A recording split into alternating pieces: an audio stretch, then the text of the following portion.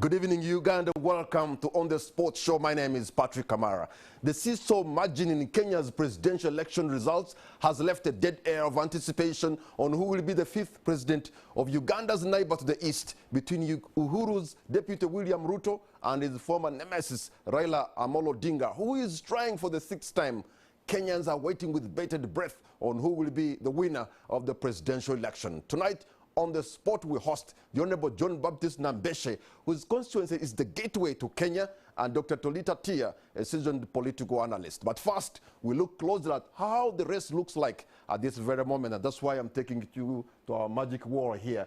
These results are coming from the Nation Center at the Nation Media Group in Nairobi, and this is how they have put it. It is changing after every minute because they are changing as they get the results. In the lead right now, the Nation Center at Nairobi has given us William Ruto in the lead with 49.94%, and Raila Odinga of Azimio with 49.38%. You should remember that in this election, there are also other candidates. We have Professor George Wajakoya and David Wahiga. These results, by the way, that are tallied by the Nation Center in Nairobi are from 13,381,712 votes and from 41,290 of 46,220 polling stations from around the country. The winner of the presidential election needs 50 plus 1% of the valid votes cast and at least 25% votes in more than 24 counties. And this is how the situation looks like if you get on the map. If you see Raila Amollo Odinga seems to have a stronghold in the areas of Mombasa area. You can see areas of I think this should be near Uganda. This should be areas of Turkana. And if you come, of course, in areas around Kisumu, that's where he comes from, he has a strong support there. And the base of ODM, which is Dr. William Ruto's area, is in central Kenya, as you can see, and areas around Kalenjini. This race is so tight that it is not possible for somebody to call this election because they are divided by just a few thousand votes. And if we take you back to, for example, 2017 elections, how it was, you can see that there was maybe a difference bigger than now. And 2017 election, okay, looks like, let's try 2013. That's not coming. But, okay, in 2013, this is how it looked like. You could see Uhuru Kenyatta with the 50.7%, and Raila Odinga. And of course, remember also in 2013, we had the Musalia Mudavadi and Peter Kenneth. But we are more interested in the election for now, which is 2022. And this is how it stands. It keeps changing. This was just updated at 10:07 p.m., which is like about an hour ago. We have William Ruto in the lead, Raila Odinga followed, and the other two guys, George Wajakoya and David Wahiga, by the way, put together, they seem to have failed even to make 1%. This is how the situation stands in Nairobi as Kenyans wait with bated breath on who is going to be their president.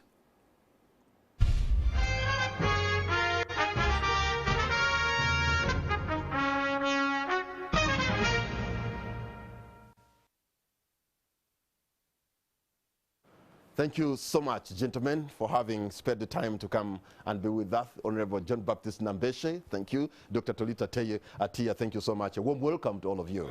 Welcome. Let me begin with you because, like I said in the introduction there, you are Manjia County is like the gateway to Kenya. And of course, I'm sure you could be having some of your friends who are crossing the border to hear what is going on, if not even to get involved. How do you read the situation as from the point of Manjia? Manjia actually is part and a parcel of what is happening in Kenya. And if it is calm in Kenya, then it is calm in Manjia. If it is tense, it is tense in Manjia. As you are aware, these geographical borders, we are at the Kenya-Uganda border, but our relatives are across. And most of our people, one leg is in Manjia, another one in Kenya. Actually, majority of our youth are hustling in Kenya across. And don't get surprised that among those that could have been arrested in Ndebesi, my voters are there, and I may be, in fact, going to ascertain whether they have been released or they are among them or not, or they were set free. So Manjia is actually nipped in the hip with what is happening in Kenya. So now, this election is hotly contested.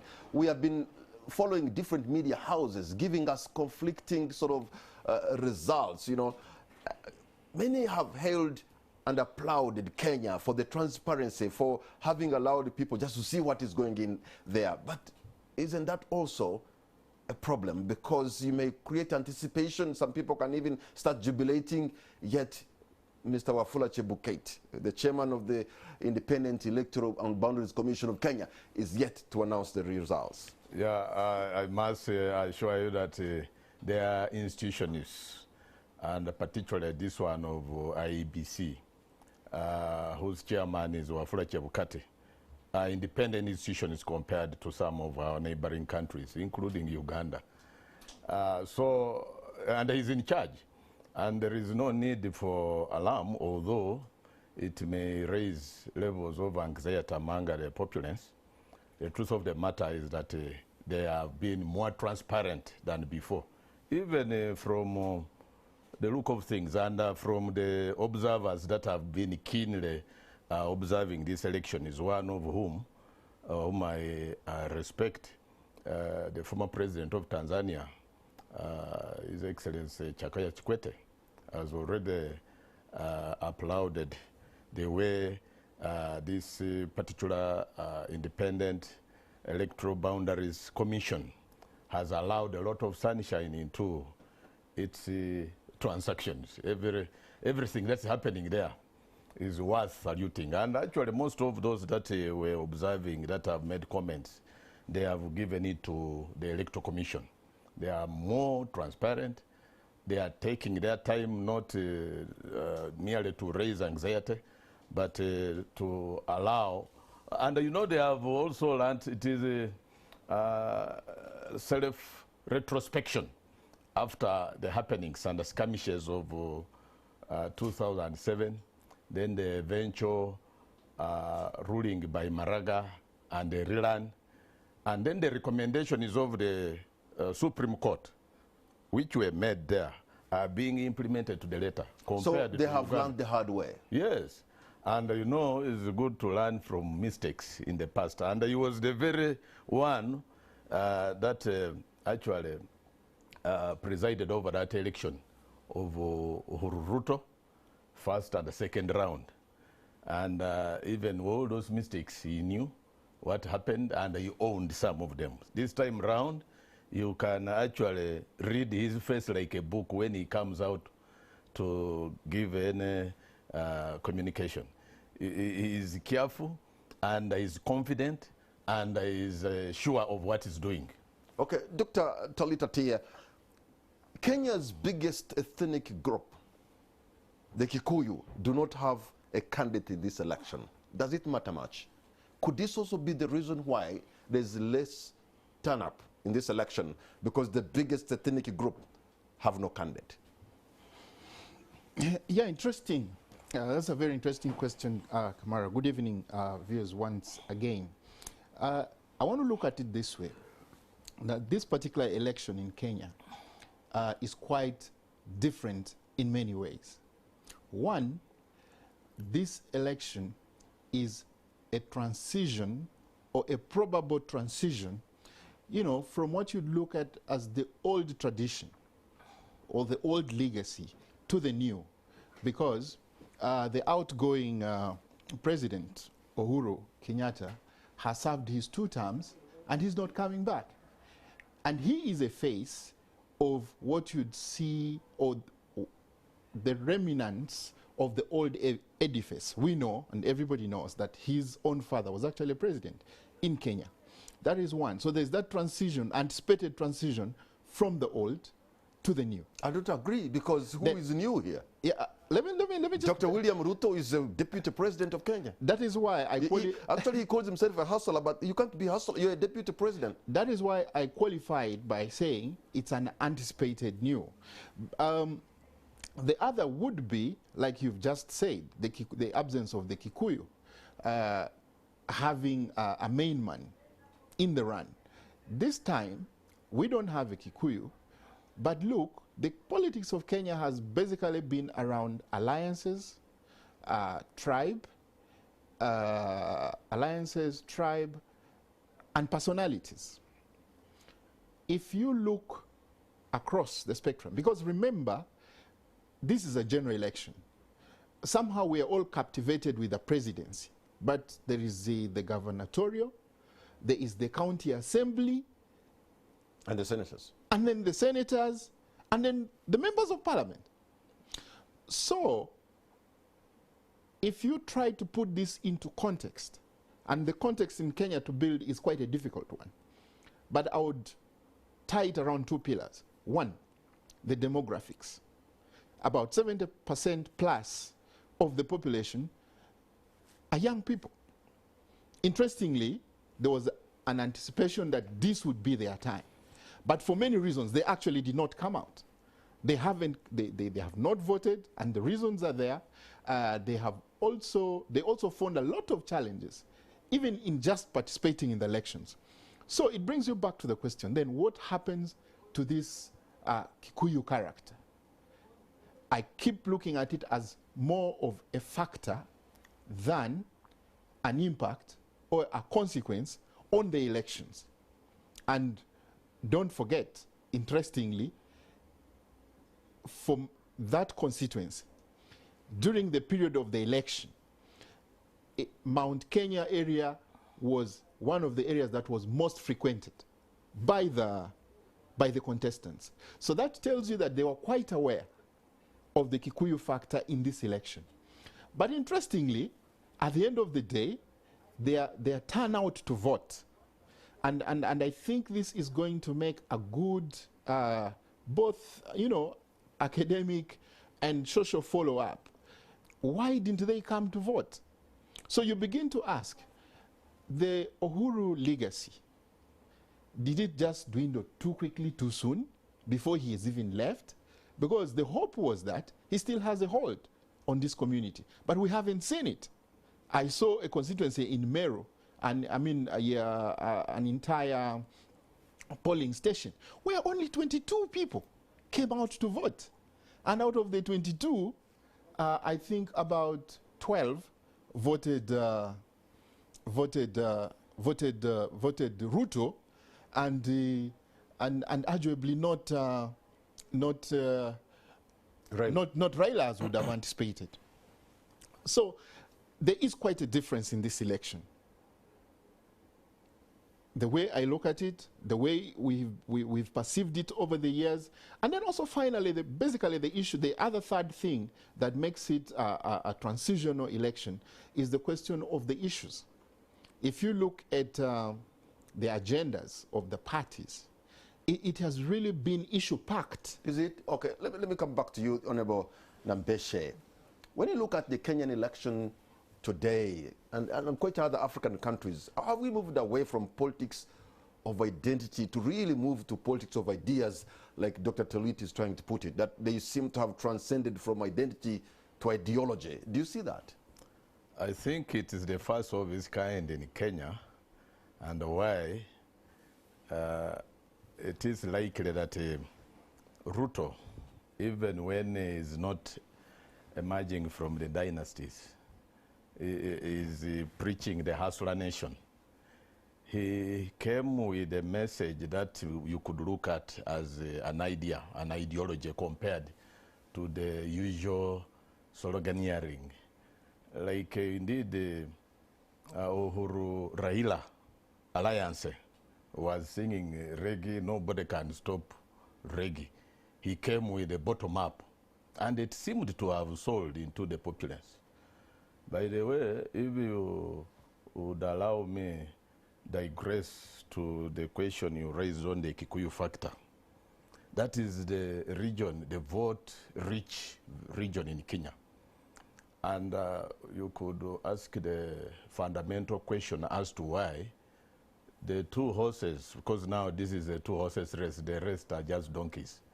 The two horses that picked running mates from Kikuyu area. It was not for nothing.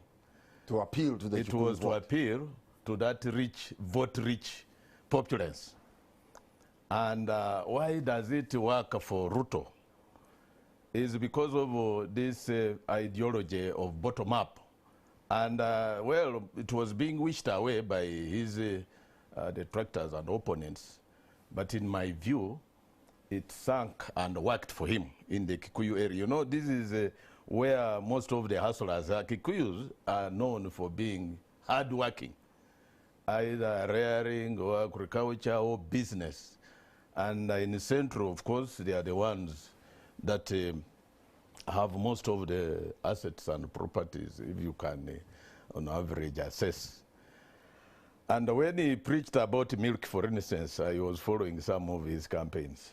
He was telling them, you people put a lot, invest a lot in your dairy cattle, sell milk at throwaway price, and you know the one with the biggest company that procures your milk is the head of state, Uhuru, which is true, Brookside.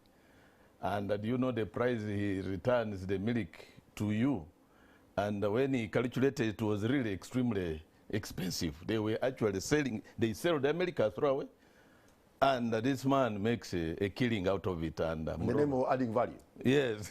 So here is where his bottom up, he said, with me, I'm looking at Mamamboga. Under the narrative of dynasty versus hustler, this time round has worked because of him. But I don't know how they have been able to pick that, because as deputy president, he's also up there. I'm told he's quite a stinking rich man. So he's up there among the top elite. Rich though he is, his humble beginnings are very shouting. He's a person who sold, who was a vendor, a chicken vendor at a railway crossing or station. And that is what enabled him to pay school fees for his... so that background endears him to the people that is one of them, the Mamambogas. He started from there. And they are not looking at what he has now. He has hustled to where he is. But gentlemen, let's not forget that this election has not yet been called, right? Yeah, of course. So of course, we are just also yes. Talking, of course, generally, and me as a neutral observer, I'm seeing Ruto as one person who has, for the very first time, poked holes, an outsider poking holes in Kikuyu, which are very inward-looking.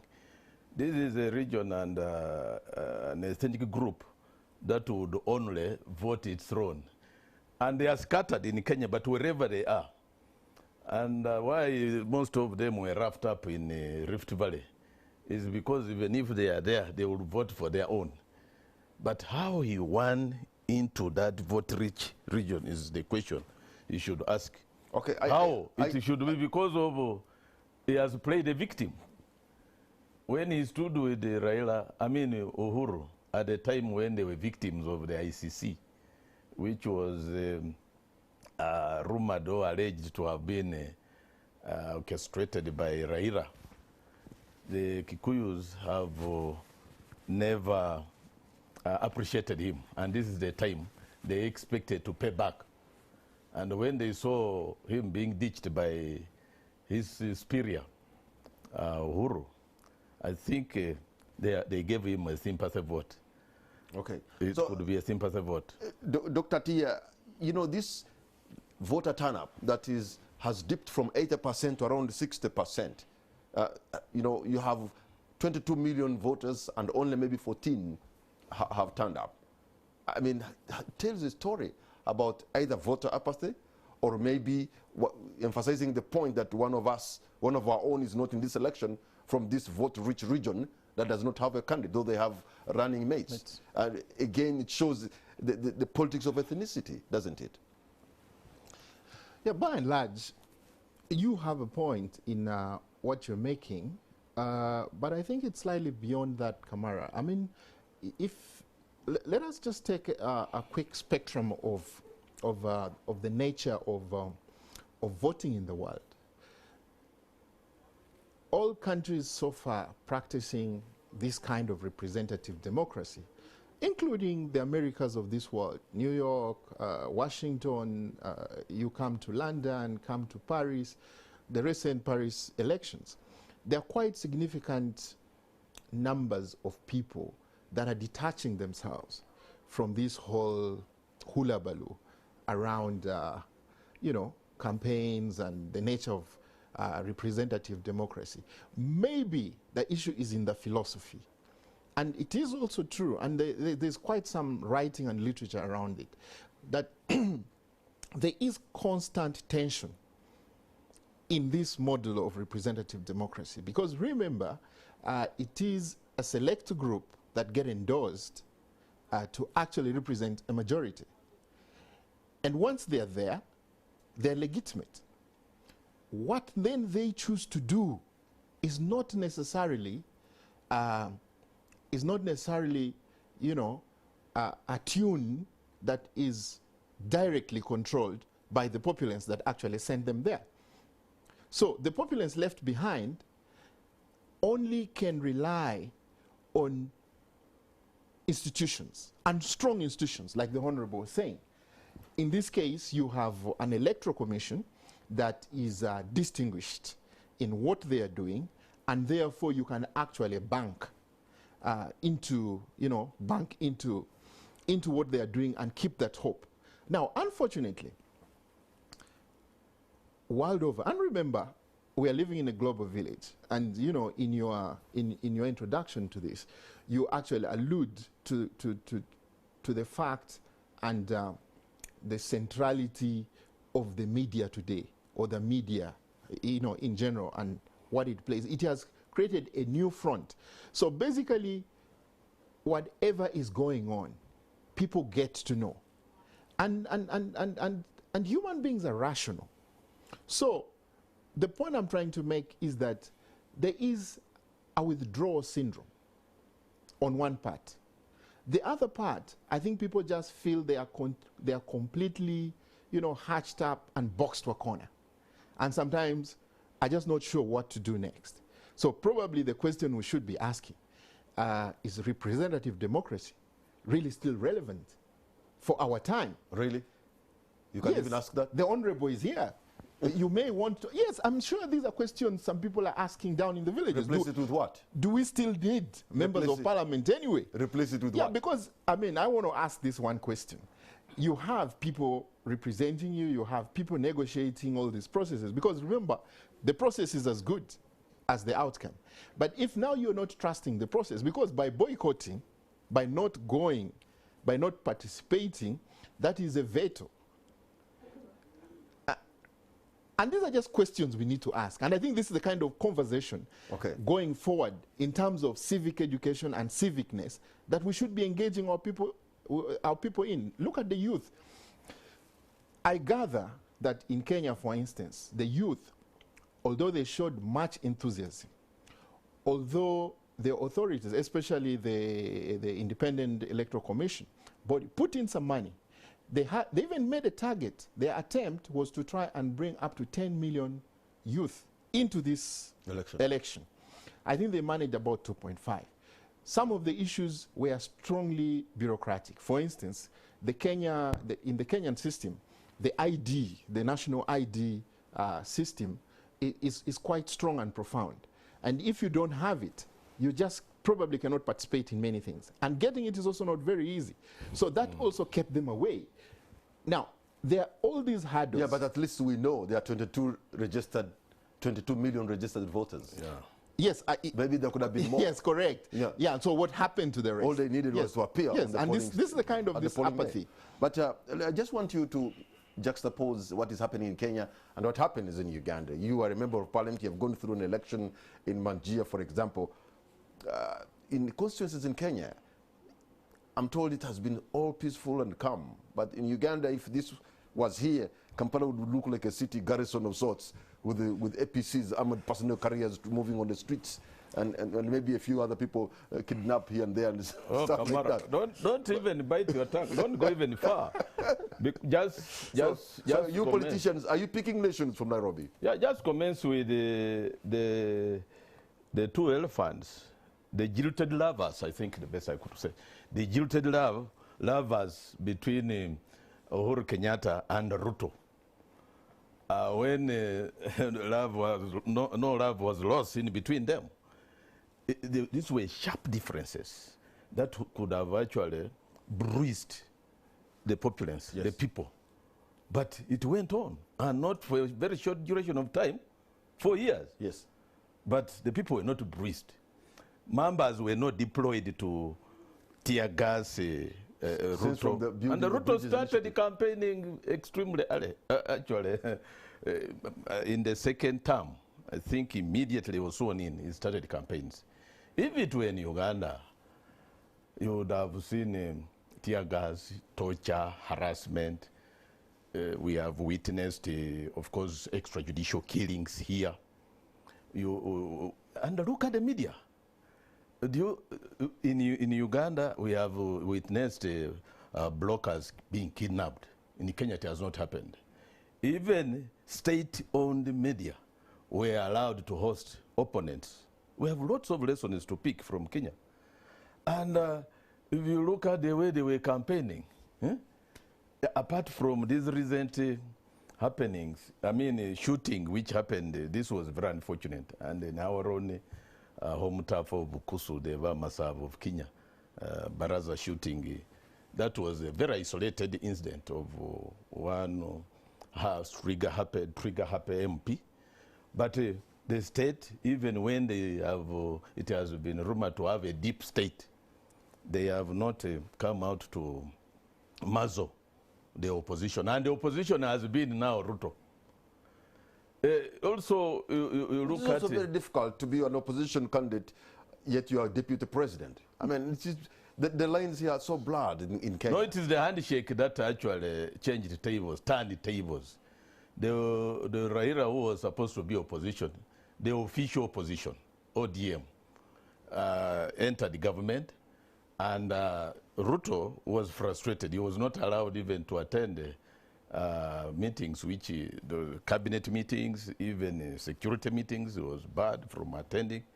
But at least he was not harassed and tortured like it would have happened. He was at liberty to do his thing. I think he was even wise not to resign, not to throw in the towel. Dr. Tia, many are applauding Kenya for how they have handled themselves. There's calmness now in Nairobi and other parts of Kenya. But this calmness, couldn't it be really the calm before the storm? Because the thing is too tight. If you announce today, or maybe by tonight, some groups will be celebrating, and yet Mr. Chebukati is yet to make his own results, to announce his own results. We could all be here, and God forbid, applauding Kenya, but yet the calmness is just awaiting a storm. I'm not a prophet of doom, but I see a lot of possibilities in that area. I'm a bit positive that the situation in Kenya is not going to change very much. And why am I saying this? I want to base my arguments on basically around two thinkings. One philosophy for me, and it's also an appeal. Look at Nelson Mandela when he comes out of the 27-year incarceration. The majority African populace in South Africa actually expected that the most reasonable thing to do was to seize the opportunity and then wield the stick of revenge. He didn't do that. That did not make him less of a man. In fact, he probably jumped hurdle to hurdle of highness. You know, he literally became from a popular leader to an icon, and today almost to the status of sainthood. Now, let's look at it this way. The Honorable has just pointed out clearly that the love lost between Ruto and and his current nemesis, Uhuru, has been a situation that has dragged on for a while. And I don't see why it shouldn't have a change of heart. And I want to say that this all depends on the leaders. It depends on individuals. It depends on personalities. You are right. From a security and conflict theorizing perspective, certainly it is true. Every conflict sort of gets to, gets to a peak before it either further escalates or begins to, and we just don't know what is going on. This thing is so close to call. The calmness, you begin to fear. You begin to think this lull could just be, maybe a storm is settling down. But I want to think, again, going back to Mandela, you see what he did, for instance, just at the time when everybody was baiting for South Africa to explode. Yes, what did he do? And some of the gestures are very simple. You remember that time, I think that was 2007 when the rugby club was, preparing to go for the World Cup. And rugby was, a team incarnate and identifiable with the whites. Yeah, with the whites. But he embraced it and called all the other South Africa blacks and every other South African and said, "Come out, let's support these guys. Let's boost our team." And I'm telling you, that calmed the storm. So what would we expect? Because honestly, it's Kenya's independence was 1963. So it's over 50 years. So if we can't pick lessons of sober leadership in 50 years, just when are we going to do it? All right. Dr. Tolit and Honorable John Baptist Nambeshe, gentlemen, hold on to your points because you're going to take a break, and on the spot we'll be right back.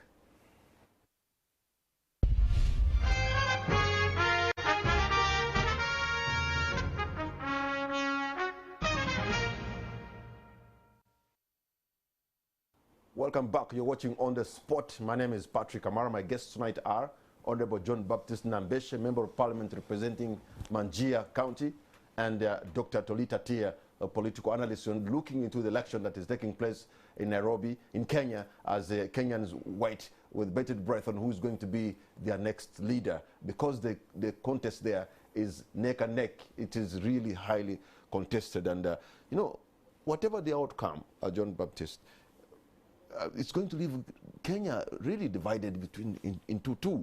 Whoever wins, you know that you just have one half of the country. It's going to be difficult for somebody to really lead that country. It will not be the first time those divisions are there. And by the way, Kenyan election is, in my own assessment, has always been a kind of national census to determine which particular ethnic group has more numbers. And these divisions have always been there. It is Kenyatta who is going to leave a legacy of this handshake that had united, that had attempted to unite actually Kenya. But this election is showing us that they could have united at the elite political level, but the people with the turn-up is showing us, you know what, this is not us. This is not our thing. At the top, they could have united, but have the local Mwananchi, have they united? It is like the East African community is a top-down entity, not bottom-up. And that's why what may help to maybe calm down, this calmness is also quite scary. When it is so calm, it is like a porridge coating. It's very deceptive. On top it is very cold, but under it is hell, absolute hell. So what I see is how he is preaching and praying and wishing that the Kenyans would embrace these leaders, the Mandela moment, which is not likely. But what I could also see in optimism is Uhuru having been humbled by the vote. You know, Ruto won in his own home turf. And even Martha Karua, who had been picked and hyped to brought in the gender card, also Ruto won there. Unlike Rigathi Gachagua, who was being actually castigated and demonized, vilified for not having a moral ground or moral standing. With him, he has garnered lots of votes for his superior. What is surprising is even Mzee Baba himself, Raila, in Kibra, which is Kibira. By the way, in Kibira, if you are talking of the poor voter turnout, it's not only Kikuyu land. In Kibira, only 4,000 turned up. What? In a place of over turned out people? To vote. And Raila got 2,420. Which should be his home turf. 2,420. Home turf. Just been his and Ruto got 1,000. You see how close? 1,580. Against in Kibira. In Kibra. It's called Kibira, but it has been shortened to Kibra. So the turnout was extremely poor, even in his home turf. I think what I could see is there is a growing frustration on part of the populace, of the political class, because of the usual promises of heaven on earth, and it is never delivered on both sides of the political But this is what you do, politicians. No. Well, not all of us, because for me in Nigeria, they look at the individual. And actually, it's not about, if you go to Nigeria, it's predominantly NRM. And how come I'm noob? They look at me, I tell them the truth. And I look them in the face and tell them, like Peter and John told the beggar at the temple that silver and gold I don't have. But what I have is what I give. But you know, the politics in Africa, and particularly in this sub-region, except in Tanzania, it has degenerated into, it has been commercialized. These handouts, why you do so many gather, you have been following those campaign trails. On rallies, you see mammoth crowds. Why are we not seeing, why didn't we see the mammoth crowds at the voting, those queues, those lines, voting booth? It's because the handouts will not be there. They go where they expect handouts. By the way, these Kenyan politicians who run must be, I think, damn rich. I have a friend whom I'm not going to mention here. I went there during the campaigns, but he had 3 sacks full with the 200 shilling notes. That's a lot of money. Yes. Don't you think they gather for nothing? This Mama Mbogas, when she gets to 200, that is enough for the day. For it's a hand to the mouth.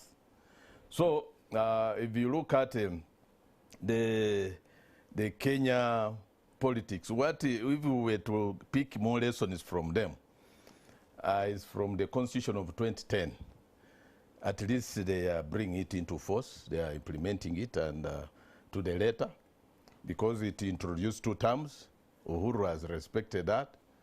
It introduced devolution and a bicameral parliament with the Senate and National Assembly. And then also it has actually safeguards against an imperial presidency.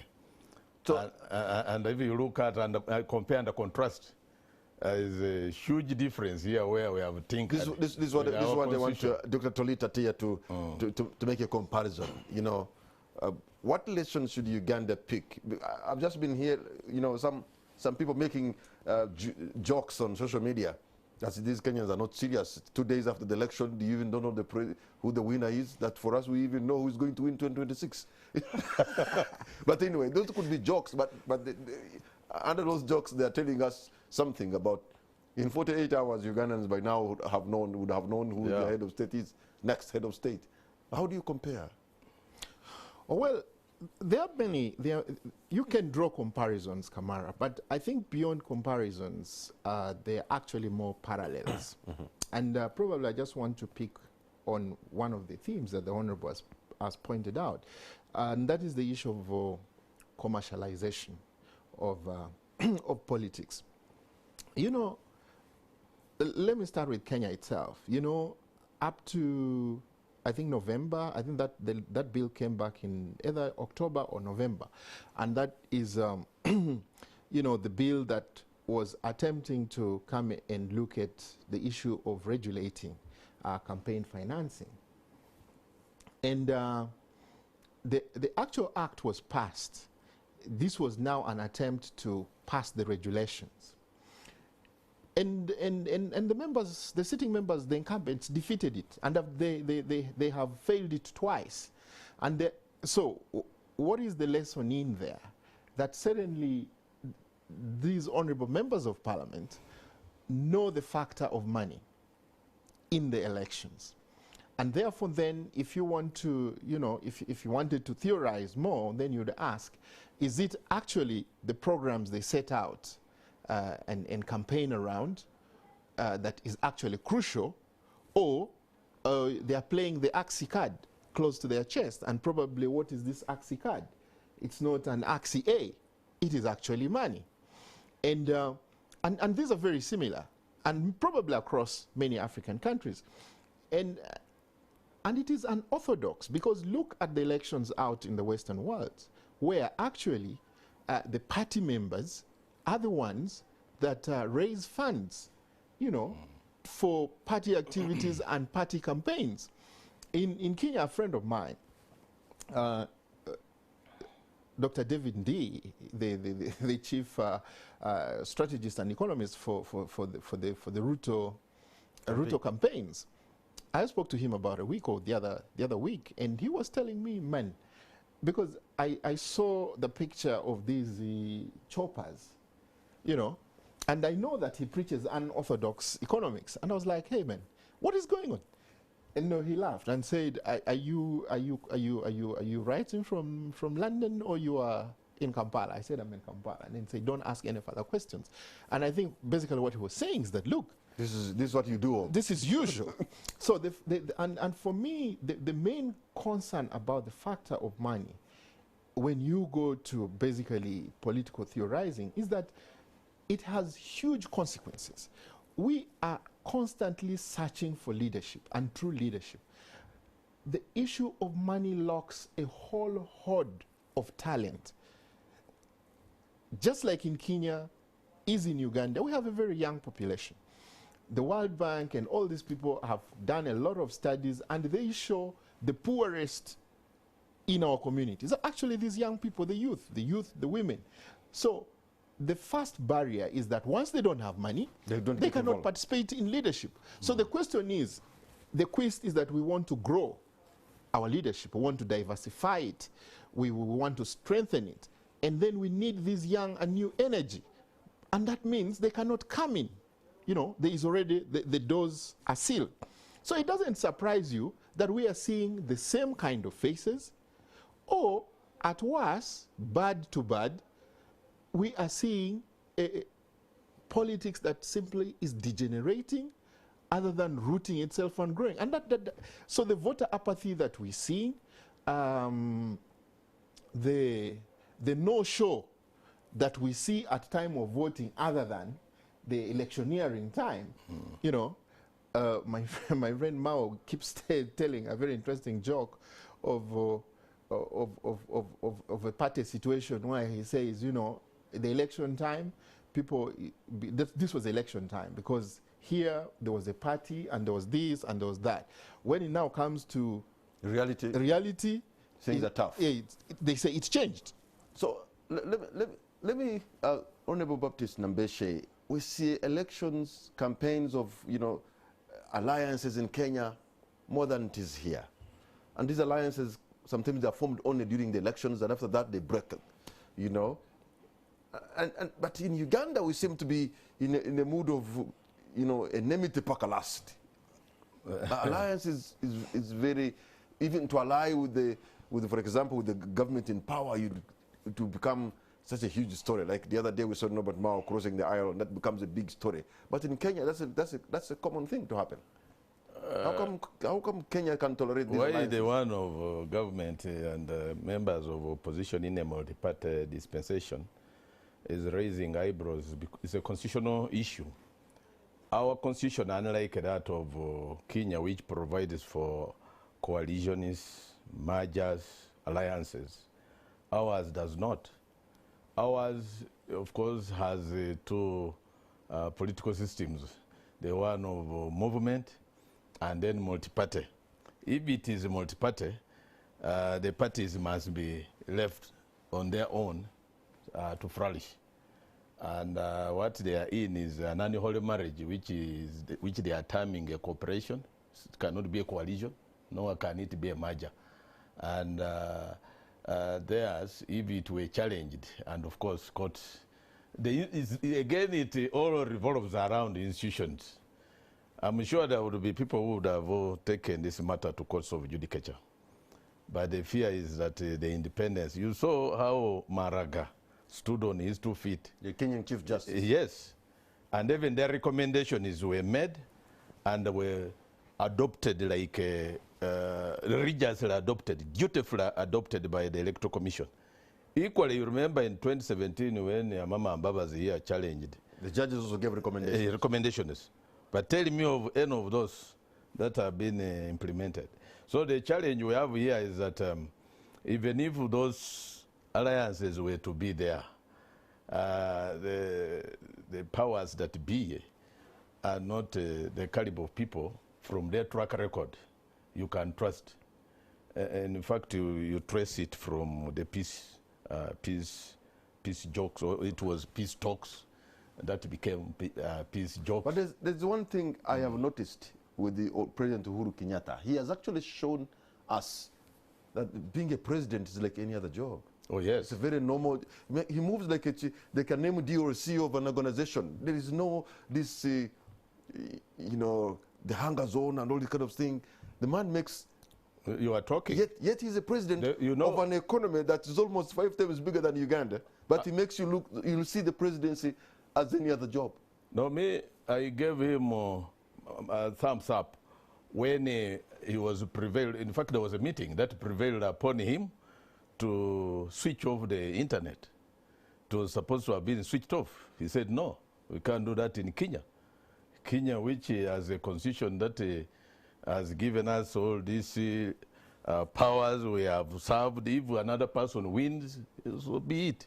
But let's leave the social media and traditional media to operate without having them arm twisted. And it has worked. So he's one person who has demonstrated by word and action that you can serve. And he has always been calling it a service, unlike some leaders in the region who say they are not servants of the people. For him, he has severally alluded to that he is giving a service. Is it because also that we are dealing with a person who was born into the system, who was born into these things? And so there's no, I mean, it is a normal. It's not something new. No, it's not a big deal. No, far from it. It could be him who should have actually, who knows how sweet power is and has been in it and would not let go. Just like you see Raila, it is a do or die. In fact, what worries me most is for him, all these 5 times, he would have given up and said, enough is enough. But it's like he has a burning desire to at least. Honorable Nambeshe, I have a feeling that people who are born into things, sometimes they do not have the feeling of the greed because this has been there. I want to give you very quickly an example. I meet Princess Elizabeth Bagaya. I'm getting out of Grand Imperial Hotel, and she's like, can you drop me somewhere? I'm like, okay, I have parked this side. I said, no, you bring the car here. I'm meeting a princess from my kingdom, so I'm almost feeling very small. So I bring my car.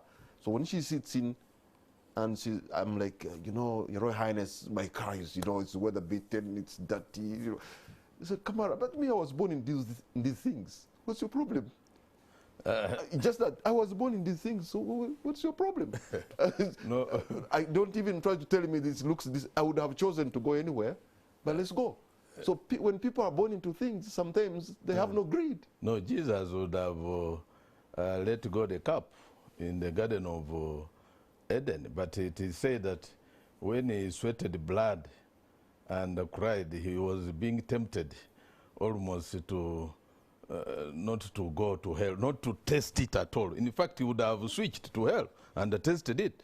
But everybody, right from heaven, these things, one would love to be in a good place. So that's why he sweated blood. So even this Uhuru, somehow, somewhere, but this is just a different man of his own character. He fears, he may fear why he would have wanted maybe his project to go through. He may be fearing the security, the protection after the election, the one who comes into power. You remember Kibaki gave a directive that we should not ostracize Mzee Moi even when he had committed lots of crimes during his administration, and it stood. Equally this time round, they think Ruto is vindictive, vengeful, and may even fall up his former boss for betrayal, and then even have him have no peace at all in his retirement. And that's why he was actually yearning that Raila would go through. But if he had been given, they had created, like they were planning through a BBI, to create more positions, there was a likelihood of Uhuru bouncing back as a prime minister, by the way. And this has been in many circles, those of us who have been keenly keeping our ears on the ground. But the truth of the matter is that Kenya has demonstrated to the rest of the world that for them, even if it is through alliances and those coalitions, their politics is far advanced. Okay. And we can borrow relief as Uganda, a country neighboring. Dr. Tolit, the big one here. Do you think Kampala has a preference among the two? And who could it be? Oh, well, sure, definitely Kampala should have a preference if you look at it from the normative perspective. Who it should be, I do not know, unless I guess, and I wouldn't want to hazard a guess. But if you look at it from the geopolitical perspective, Kenya is a big trade partner. Kenya is our gateway, because remember, we are almost net importers. So that the sea gateway there is crucial to Kampala. Besides that, there are a couple of other things. I mean, we border Kenya to the east, you know, to the northeast. It equally has security consequences. What happens in Kenya is just an hour away. You know, like you know, the joke in the Napoleon era. If a cold caught Nairobi, it would certainly catch us here very soon. So there is every reason, you know, for us to be interested in Nairobi, because as a polity, we need to look over our shoulders, you know, to be able to you know, to survive and persist. The question of preferences, I don't think there are direct correlations. There could be individuals, because and especially now with the presence of the media in our sitting rooms, in our pockets and all that, because I have been literally in all the cafes I'm going, the Kenyan news is beaming. So that shows you that there is interest. But and as a people, we are interacting. Of the campaign, Honorable Nambeshe, there was the rumor that the Honorable Dr. William Ruto was more of a darling in Kampala than than others. Of course, diplomatically, nobody would say that. But I remember when he was denied to fly from Wilson, was it Wilson Airport? And destined for Entebbe. Yeah. And there was a lot of exchanges there. Don't go to Entebbe. Why are you hobnobbing with these fellows? These fellows are not good. So there are those who are looking at him at that prism that maybe Kampala would prefer Dr. Ruto, I don't know. But what would be the ramification of a Ruto presidency in the Kenyan politics if he decided to actually do what the Kenyans have been rumoring, that the man is vindictive, that the man will go for the big shot, will try to break the political dynasties of Kenya? Would that be the opportunity to take them down? Even with all those rumors doing rounds, including codenaming his party as a UDA as the Uganda Development Agenda, that's the Uganda Development Agenda, by one Junet, you know, the Honorable Mheshimiwa Muhammad Junet called it Uganda Development. Oh, he said that? Agenda, yeah, that his party is actually merely hiding behind. Did it even help him by choosing the yellow color? What we know is Ruto has even a number of times, I think more than twice in the campaigns, presidential campaigns, he has come and shared the podium with the Uganda head of state in Sebei, where his cousins are. Many times he comes to campaign for him there, and he uses his resources to do that. So I think they are friends, and I'm reliably informed that Ruto would be having some businesses here in Uganda, which is healthy in a way. And so to speak, if he went through, he could be a good... but a good thing, both of them have been here during their campaigns. Yeah. Both of them have been to Kampala. Both have been here, but Raila is seen as a bit distant and standing for opposition more than for the government. And that's why some even were cracking expensive jokes. That's why even the party color of Ruto. But you have really stretched the thing. emulates the one of the neighbor.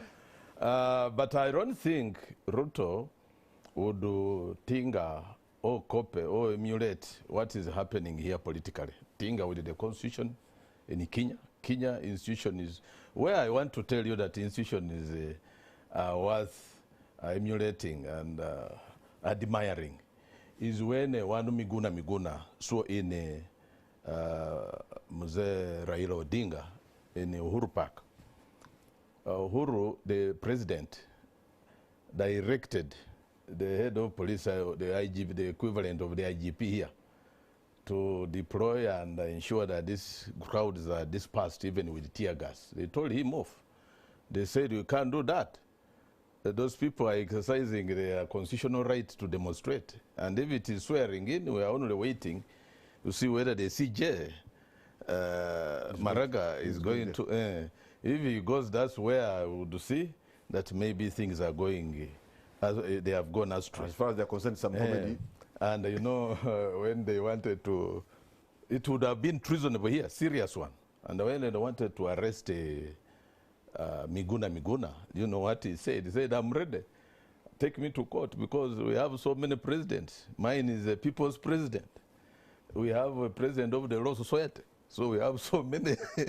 What would be wrong with me swearing in mine who is a people's president? That could not happen in Uganda. It happened. Dr. Besigye was sworn in himself. No, of course, in the YouTube and surreptitiously. He didn't do it in the open.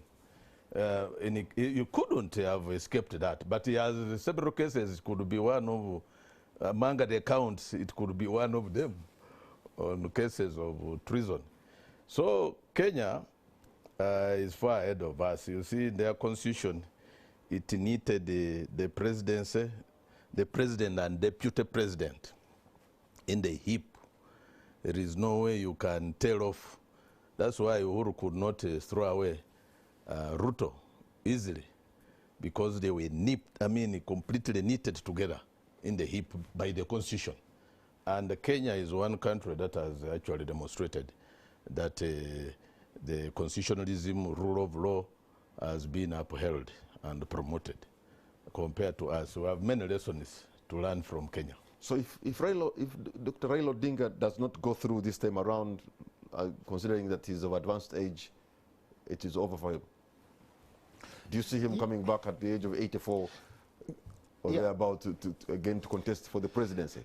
Yeah, surely, Kamara, just before I sort of respond to that in a straight manner way, I am a bit intrigued, you know, by this whole glamour. It is true that we see a lot of strides in the Kenya democracy, you know, so to speak. But I want to say that this did not just happen as a given. There is a whole context and history. The Kenyan struggle, by the way, including Raila himself. Raila 1980 was incarcerated for up to about 8 years, 8.5 years. So he's been part and parcel of the Kenyan struggle. And you know, like the pangs of childbirth, the Kenyan democracy has gone through, you know, the actual prism of fire. It is littered by heroes. You know, if you just count through, and you can even stretch back, because Kenya was an actual British colony, unlike Uganda was. So we sort of have two different histories. And I think it is important that sometimes we dig deep into this to understand what Kenya is today and where Kenya came from. Because also from about 2002, when Kanu was departing, the civil society, the intelligentsia class, the elite business class went through so much, you know, so much. Mm-hmm. So you are asking, is it over for Raila? If just in case he didn't go through, I think for me, Raila should not look at this, or Raila supporters shouldn't look at this as you know, a journey cut short. Mm-hmm. I think he's run his marathon, like I said. Okay. His participation didn't start today. So even if it came to an end today, or even if he was given an opportunity to come back, he's contributed to the Kenyan political history. He is glamorously written in there, and nobody's going to take it away from him. Dr. Tolit and Honorable Nambeshe, gentlemen, we're going to take a break, and on the spot, we'll be right back, and we shall be able to take your questions or your comments. I'm sure you have our WhatsApp number, which has been shown on the screen. You can send your comments or your question there so that my guests can be able to respond to the issues that you'll be raising. We'll be right back.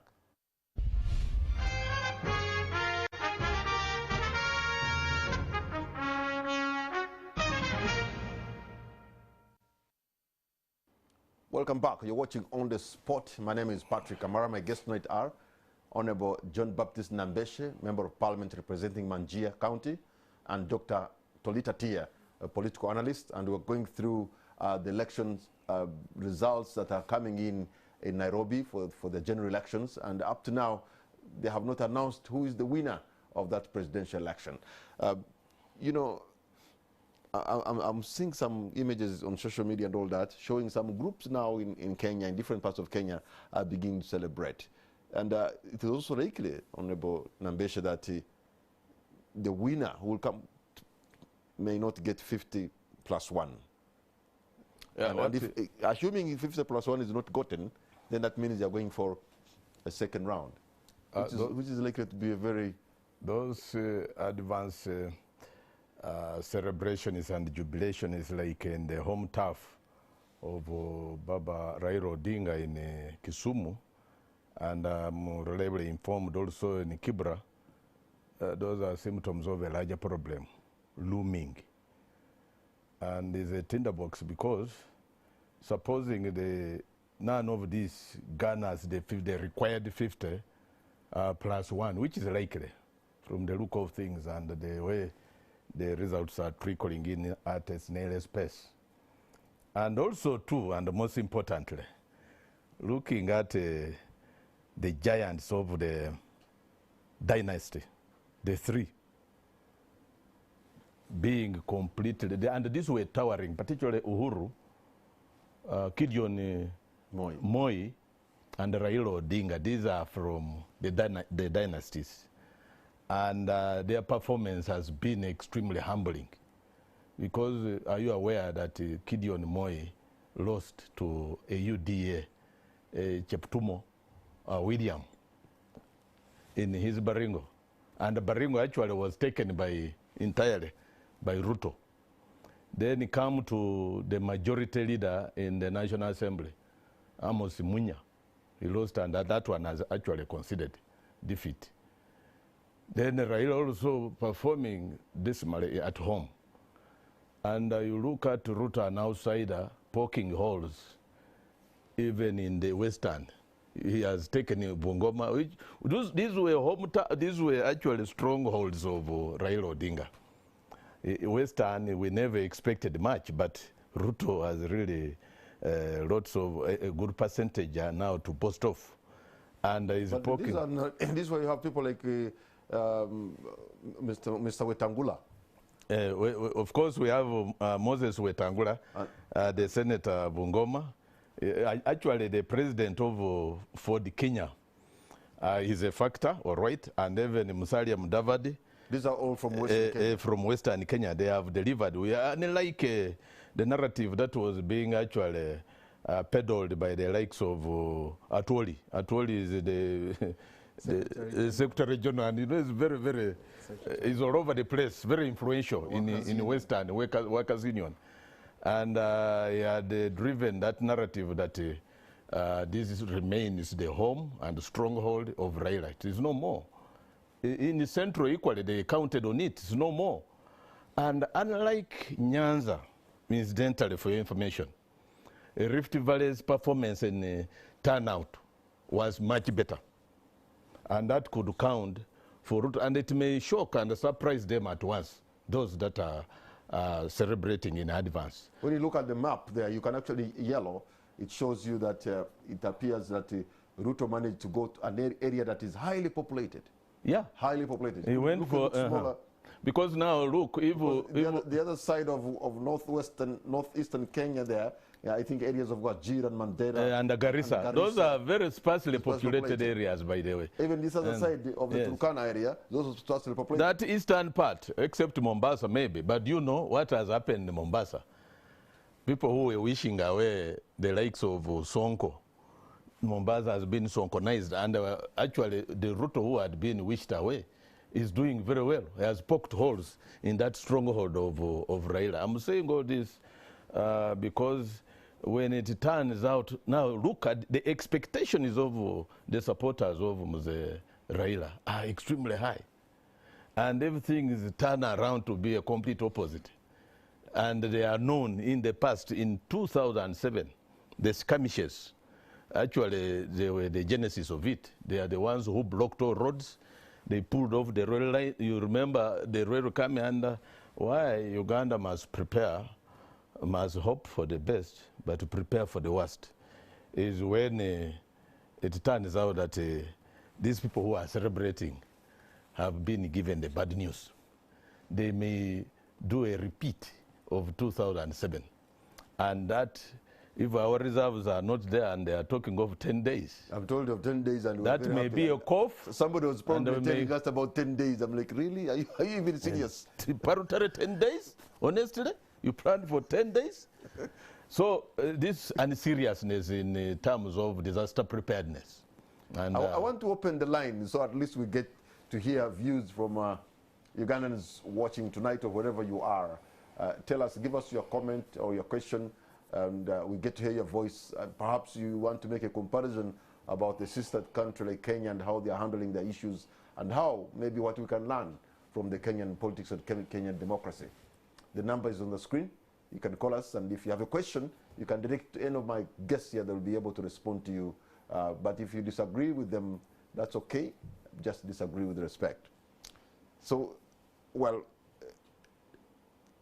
is Ruto or Raila, do you think, are they committed to this East African community agenda? Because at least Mzee Mwai Kibaki was very committed. My thinking is this, that so far, where we've come from with the East African community agenda to where we are now, I think the most central question of the day is what are the strategies in place that can get, you know, the grassroots people much more involved, much more ingrained. And I think the East African community, for all purposes, it could have its challenges, but I think it would be a good multi-purpose vehicle, particularly in a world that is getting more and more aggregated around regional blocks, because even the storm that we fear in Nairobi, you know, post this election, if it were that we had a strong, robust, and respected regional body, there should be mechanisms to resolve these differences, you know, before it actually spills over into a storm. And that is why we need this kind, that's why we really need the East African community, that's why we need a strong East African community, and that's why we need a strong AU, because that is where the world is going. You know, comparatively, look at what is happening, look at what is happening between Russia and its current nemesis. If the European bloc and America had not galvanized the kind of strength they have around, you know, this small country, it would be a mess. So really, these two leaders, like it or not, it serves them better to look that direction than choose to look away. Okay, but we have seen our president trying to plead with Kenya for them to buy our milk, to buy our sugar, and I'm wondering, look, we are in a common market, you know, we're supposed to be selling without really begging, and then you wonder, are we even in a common market? And actually, if you look at the protocols that were signed to remove those restrictions to allow free movement of labor, goods, services, and capital, you realize that it only works in Uganda. But why? Because Kenya would need this market most. They are the largest economy in the region, where they are actually even the largest trading partner of Uganda. They export more here. But they, like Uganda, Uganda has a boo-boo. Sijui, buy Uganda, build Uganda. They equally have theirs there. Why they are behaving like that is not because of the community. The community in Uganda, or the people. It's about the powers that be in Uganda. Are you aware that Kenya was bitter, and I think they remain very suspicious? They hold the Ugandan powerful, stronger man in suspicion. When Uhuru volunteered to broker talks between Uganda and Rwanda, it was just ignored. I don't know whether you followed that. And he went back a very frustrated, disappointed man who had offered to help. They had to seek audience from elsewhere. From Angola. It didn't go down well with Kenya. But you remember the late John Joseph Pombe Magufuli, the president of Tanzania, at the time, and I do remember the remarks he made when he was repatriating Ugandans in northern Tanzania. Those and in fact, yes, he confiscated the cattle and auctioned it, even with the pleas of the president here and the leadership and the delegations that went there. Actually, these people are still in a camp, a refugee camp somewhere in Sinjiro or around there. He told them, said, no, nyinyi muna imezea mate aridhi yetu. That meaning that we are focusing, we are talking, using merely the East African Federation and the integration, but we are very good so much, so in fact, that our eye is focusing on grabbing their land. And so because of staying, entrenching his stay, and it looks to them like a presidential monarch of sorts. They even see the sun almost likely to warming up to take over. They are very suspicious. They say, what kind of relationship will this be? So, in a way, they have frustrated, and we are at their mercy. They know very well that we are landlocked, even when they block the free movement of goods. We still have to go on a bended knee to beg and request and pray for them to open up, because when they cough, we get a cold. Okay, so now your own prediction, whom do you think is going to carry the day? Wow. I haven't really cared to look into my crystal ball. But I can say this, that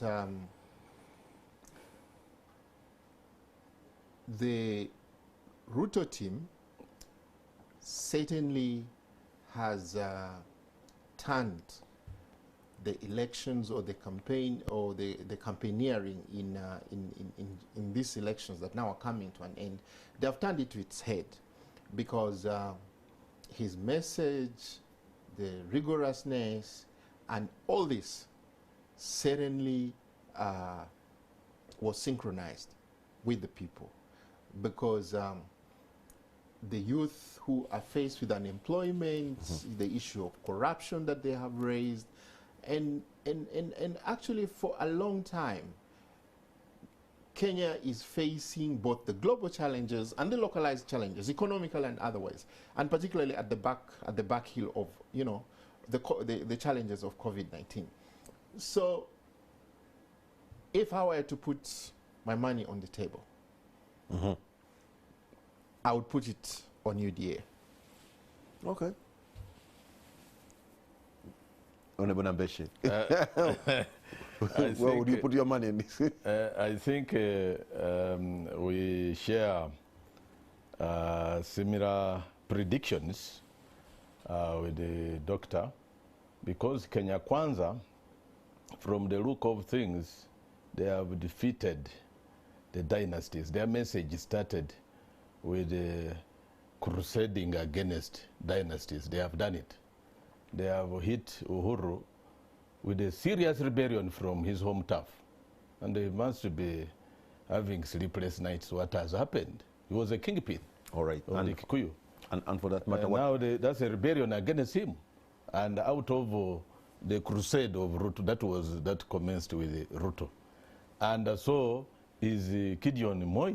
Gideon Moi. In Baringo. In Baringo was a kingpin. In fact, he was meant to be the Rift Valley kingmaker. But now that this has happened, and even the little Senate position, he was a senator, and that's what he was vying for. And Azimio La Umoja Alliance has also been snatched out of him. And then the likely disappointment of the Raila family. These dynasties are no more. And so the way you have to analyze this, you see the message of bottom-up was resonating well with the downtrodden people, the Mambogas, the younger people who are Chuakalis, and is also one person who endeared himself to places of worship. Are you aware that most of these dynasties I'm talking about are cultic, they are cults? Why I'm afraid is what could happen. You're bringing entirely something very different now at the end of the show. What we should be worried, because if Raila speaks and if he maybe loses his cool and is annoyed because he has invested a lot in these campaigns and this was his last ray of hope, and then does not prevail over his worshippers. These are literary worshippers. It is a cult. That's why they have started celebrating. It's a message they are sending around that Fanye Fujo one. Gentlemen, Dr. Tolit Atea, Honorable John Baptist Nambeshe, gentlemen, I want to thank you so much for your time, and also you who has been viewing this program, I want to thank you for the privilege of your company. We wish the Kenyans well. I hope this is not the calmness before the storm. Kenyans have taught us so many lessons of democracy, and we wish they can go through this well, because Kenya is our big brother. If Kenya coughs, or Kenya, if Kenya sneezes, we could actually catch a cold. But we hope everything will go well for Kenya so that East Africa can be stable and safe. And that brings us to the end of tonight's edition of On the Spot. Good night, and God bless Uganda.